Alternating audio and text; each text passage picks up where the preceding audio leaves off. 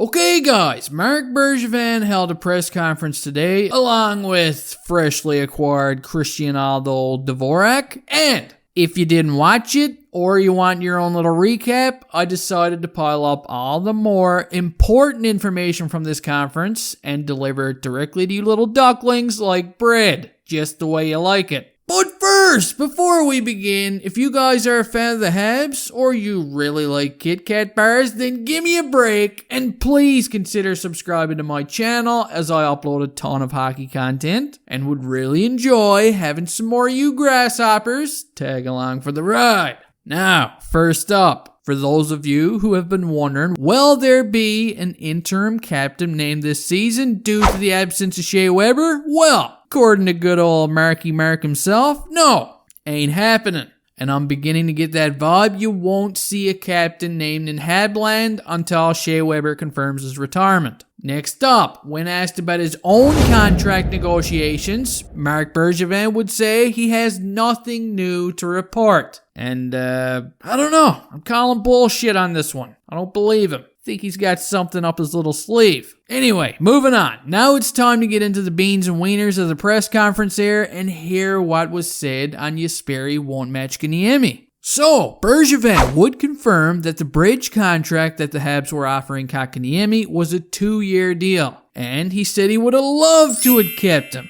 but not at $6.1 million.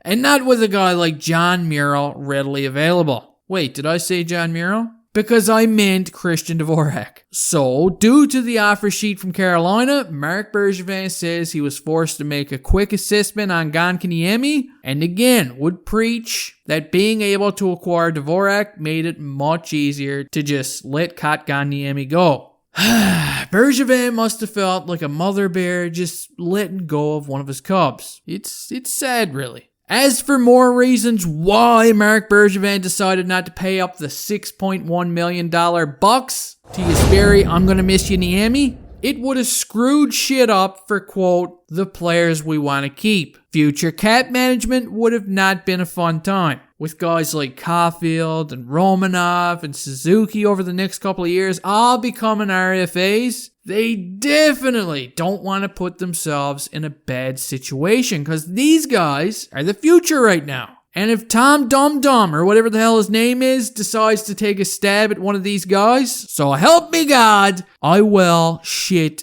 in his soup. You hear me?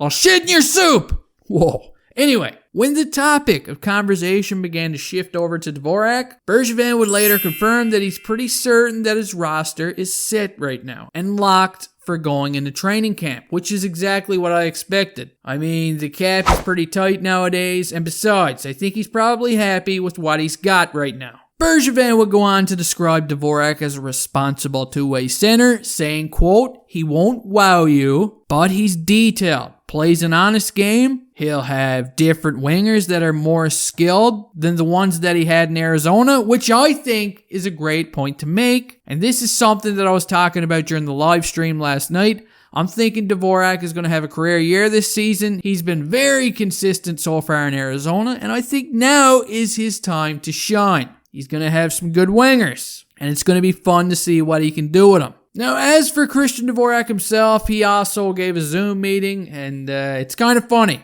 Because apparently he just closed on a house down there in Arizona just before the trade happened. So now he's got to, pack up all his shit and head to Montreal. Dvorak would go on to say that he found out about the trade from GM Bill Armstrong. And he's glad that he didn't have to find out that he was traded through social media or some kind of friggin' hockey junkie trade alert video. Pff, can you imagine?